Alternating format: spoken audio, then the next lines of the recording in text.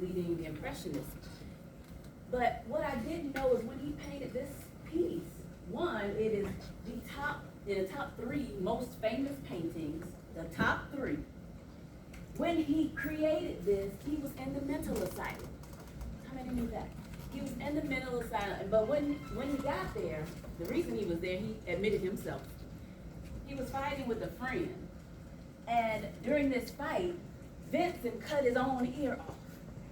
He's considered a tortured artist.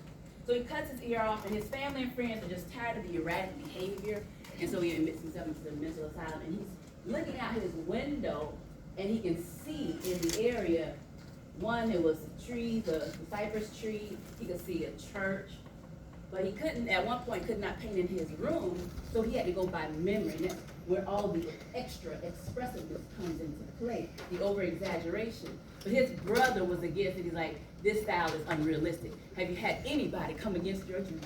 You share with them, I believe I can do this, and they say, no, that's not the path for you. Well, unfortunately, Vincent in his mental condition, he didn't overcome it. And I don't want to give you all perfect stories, so he committed suicide at the age of 37. All this beautiful potential, 37 years of age. It goes back to choices. So here we have now Vincent's artwork. He never sold this in his lifetime. It's worth over $100 million. He did 21 variations of this piece. He did not like it. Imposter syndrome. It was not good enough. Have you ever presented something and said it's just not good enough? You know, that is scarcity. In scarcity state of mind, it's never good enough.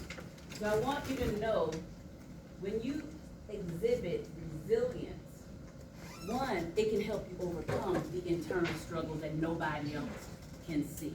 But even to this day, even though he had a tragic ending, we have hope.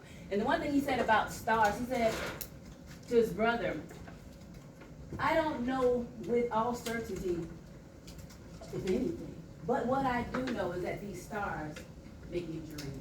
So don't stop dreaming. You can bounce back stronger in everything that you do. Bethany Hamilton. Who's familiar with Bethany? We're on the path of resilience here. This is one of my favorite overcoming women. So in 2003, she was in Hawaii, surfing, living her best life on Halloween.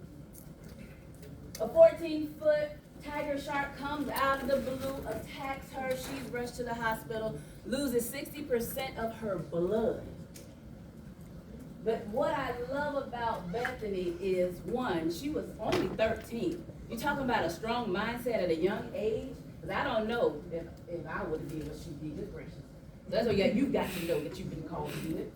She had such a love for surfing. 26 days later, less than a month, Bethany was back in the water.